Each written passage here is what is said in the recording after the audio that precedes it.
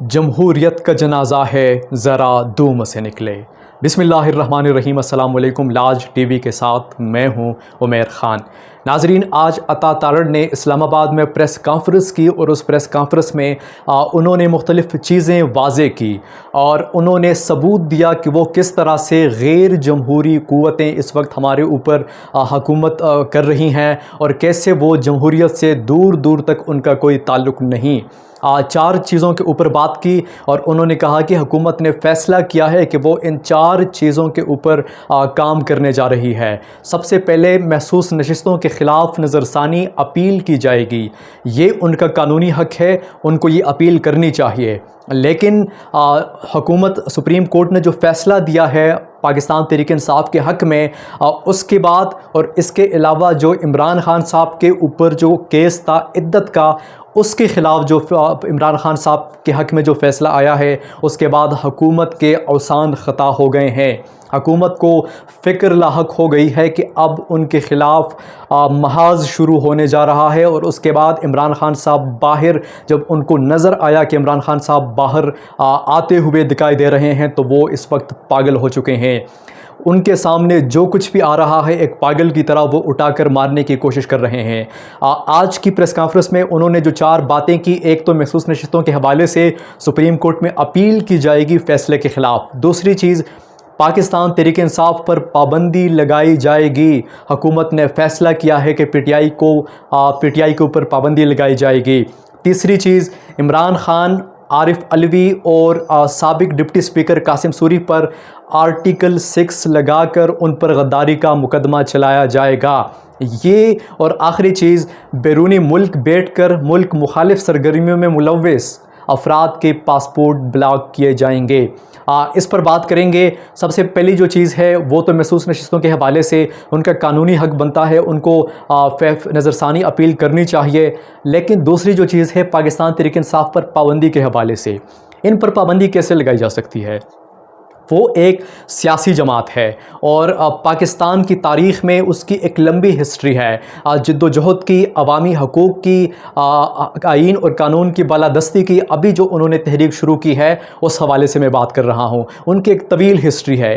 पाकिस्तान तहरीक इंसाफ ने ऐसा किया क्या है कि उन पर पाबंदी लगाई जाएगी और उन पर पाबंदी लगानी चाहिए।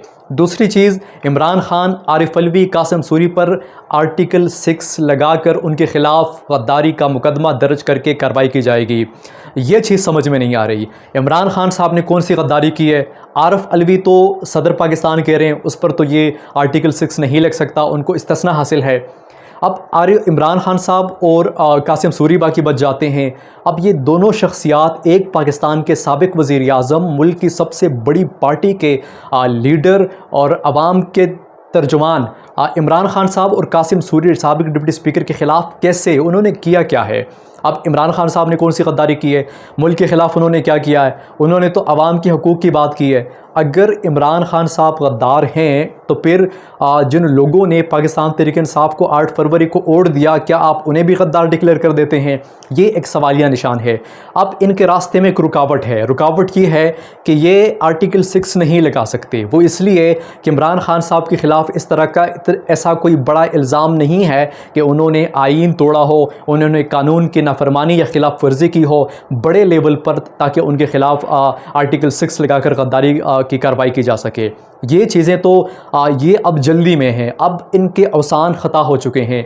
अब इनको समझ नहीं आ रही। ये डरे हुए हैं, ये सहमे हुए हैं, ये घबराए हुए हैं कि वो बंदा अगर बाहर आया, हमने उसके ख़िलाफ़ और उसकी पार्टी के ख़िलाफ़ जो ज़्यादतियाँ की, वो अगर बाहर आया तो हमारा क्या हाल होगा। वो अपने आप को उन तारीकियों में देखना शुरू हो गए हैं और इसलिए अब उनकी समझ में नहीं आ रहा कि वो क्या करें। जो भी उनके सामने आ रहा है वो करने की कोशिश कर रहे हैं इस वक्त। लेकिन क्या ये होगा या नहीं होगा, ये एक बड़ा सवाल है।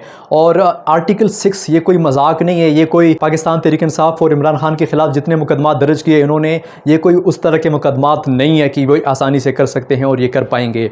दूसरी चीज़, बैरूनी मुल्क बैठकर मुल्क मुखालिफ सरगर्मी में मुलव्वस अफराद के ख़िलाफ़ कानूनी कार्रवाई की जाएगी और यहाँ तक कि उनके पासपोर्ट भी ब्लॉक किए जा सकते हैं।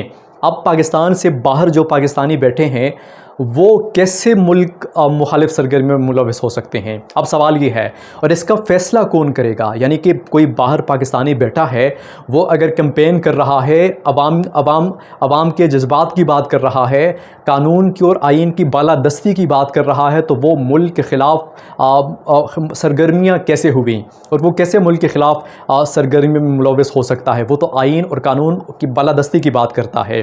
اور اس کا سب سے بڑی چیز کہ اس کا فیصلہ کون کرے گا؟ حکومت کرے گی اس کا فیصلہ۔ حکومت کسی کے اوپر بھی غداری کا مقدمہ ملک مخالف سرگرمیوں میں ملوث قرار دے کر ان کے خلاف کارروائی کر سکتی ہے؟ یہ ایک سوالیہ نشان ہے اور یہ بھی اتنا آسان نہیں ہے۔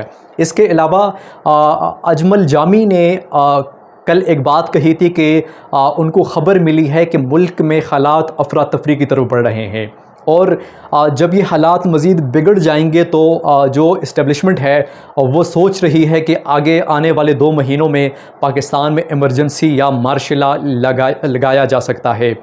اس حوالے سے اگر حکومت کی آج کی پریس کانفرنس، عطا تارڑ کی پریس کانفرنس کو ہم دیکھیں تو ہمیں نظر آتا ہے کہ جو 2 مقدمات تھے عمران خان صاحب کے خلاف اور پی ٹی آئی کے خلاف، اس میں وہ جیت چکے ہیں۔